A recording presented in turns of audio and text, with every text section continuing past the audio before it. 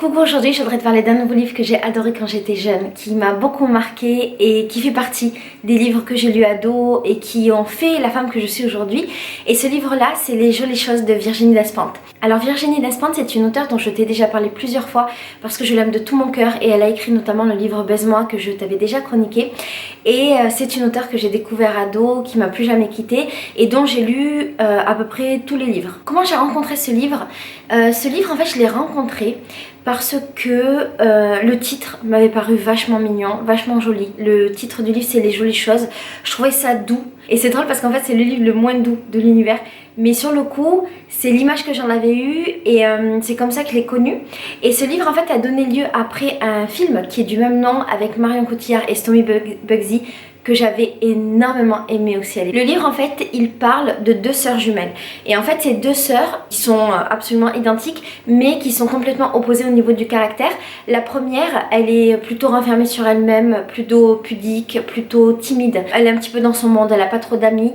Et la seconde, bah, c'est tout l'inverse. Elle est plutôt bimbo, elle rêve d'être dans le show business, elle rêve d'être chanteuse, elle est très extravertie, elle a de l'ambition, elle a envie de réussir. Et alors un jour, il y a la sœur ambitieuse qui a une super idée, et cette idée là c'est en fait de devenir chanteuse, parce qu'en fait la sœur qui n'est pas extravertie, elle a une voix magnifique, mais elle n'ose pas chanter.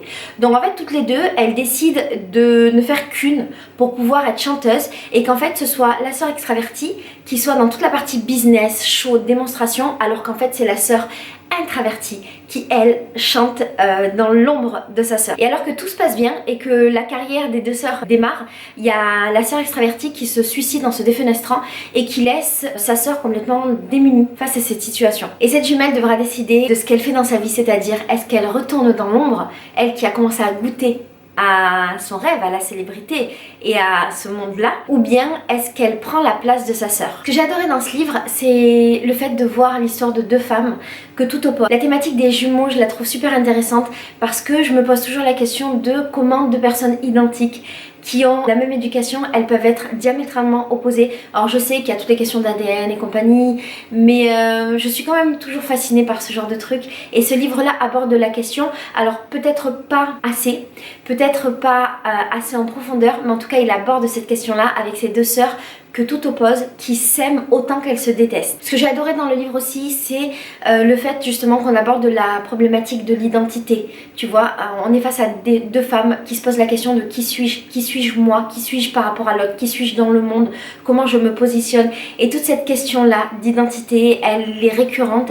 Et quand j'étais ado, c'était aussi des questions que je pouvais me poser à ce moment-là, la question du qui suis-je, comme quoi la question du qui suis-je, on peut l'avoir à tous les âges. Et du coup, j'ai apprécié pouvoir lire ça dans le livre.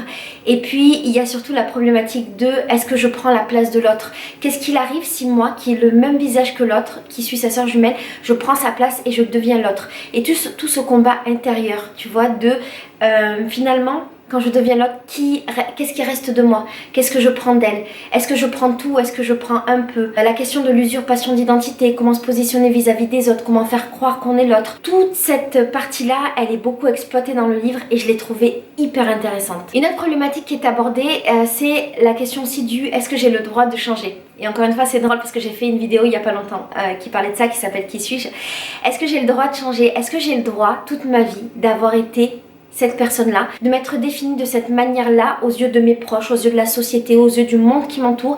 Et est-ce que j'ai le droit un jour de décider d'être complètement à l'opposé? C'est super intéressant parce que moi je te réponds à la question oui, tu as le droit, mais je trouve que c'est très difficile parce qu'on a une pression dans cette société qui fait qu'on a du mal à changer et on a du mal à se réinventer dans le regard de l'autre et par rapport aux gens qui nous entourent et qui nous renvoient à l'image qu'on est de nous-mêmes.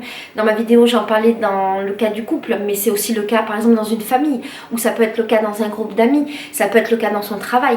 Est-ce que j'ai le droit de changer? Et cette question-là est beaucoup abordée en fait dans ce livre. Et elle est hyper intéressante. Une thématique qui revient aussi dans le livre Les Jolies Choses, c'est la question du show business. Parce qu'en fait, t'as la sœur qui est propulsée dans le monde du show business et qui découvre en fait tout ce qu'il y a autour et notamment l'envers du décor. Et ça, c'est vachement marquant dans le livre et je trouve que ça l'est encore plus dans le film. Et on se rend compte à quel point ce monde peut avoir des côtés qui sont très noirs par rapport à l'argent, à la réussite, à la célébrité, aux mensonges, aux tromperies, à l'hypocrisie. tout ce truc-là et tout cet engrenage dans lequel on peut tomber. Et on a aussi la problématique du qui suis-je parce que finalement on est face à un personnage qui était plus ou moins préservé de ça parce qu'elle ne voulait pas faire partie du show business à la base et que c'était un peu le délire de sa sœur. Et la question c'est finalement de se dire est-ce que ça je le veux vraiment? Est-ce que quand j'ai pris l'identité de ma sœur j'avais pesé les conséquences de mon acte et j'avais compris dans quel milieu j'irais? Et c'est pas juste une question de show business. C'est vraiment une question de comprendre au fur et à mesure de notre vie, au fur et à mesure des étapes et des petits changements qu'on va faire, si on est toujours dans la bonne voie ou pas. Là je fais une petite parenthèse mais tu vois par exemple moi j'ai la trentaine et il y a eu un moment dans ma vie où je me suis posé la question parce qu'en fait je me suis rappelé un jour que j'avais eu 20 ans et qu'à 20 ans j'avais un certain chemin que je m'étais tracé et ce chemin là c'était le chemin de la fille ou de la femme que je voulais être.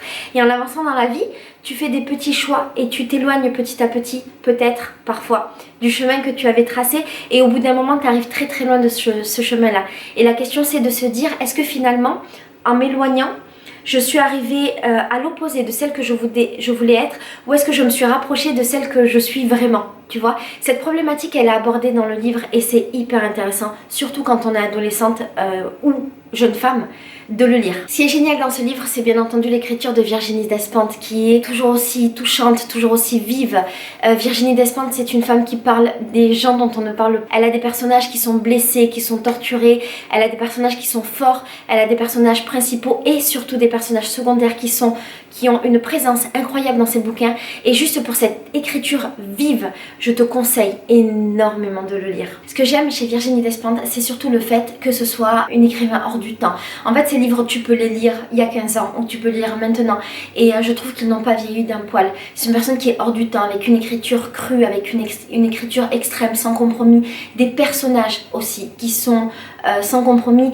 Et juste pour ces raisons-là, je te conseille extrêmement de lire ce livre. Après, est-ce que je te le conseillerais pour le contenu en lui-même et pour ce livre-là? Oui, parce que ça reste un livre qui parle de femmes, qui parle de blessures, qui parle d'identité. Et donc, que tu sois une jeune fille, une jeune femme ou même une femme, lis-le. Et si tu es un homme aussi, lis-le. Mais voilà, si tu es une femme, je pense que ça peut être un livre qui peut t'aider, te donner des pistes de réflexion qui sont hyper intéressantes. Je pense que j'ai pas vraiment de choses négatives à dire sur ce livre. Peut-être sur le film qui est génial aussi, qui s'appelle Les Jolies Choses et qui, à mon avis, a un poil vieilli, contrairement au bouquin. Mais non, j'ai rarement de quoi critiquer Virginie Despentes parce que je l'aime énormément. Donc non. Voilà, je te fais des énormes bisous et je te dis à bientôt pour une nouvelle vidéo où je te parlerai de livres, de femmes, d'amour, de la vie, tout ça. Et je t'aime très très fort. Ciao!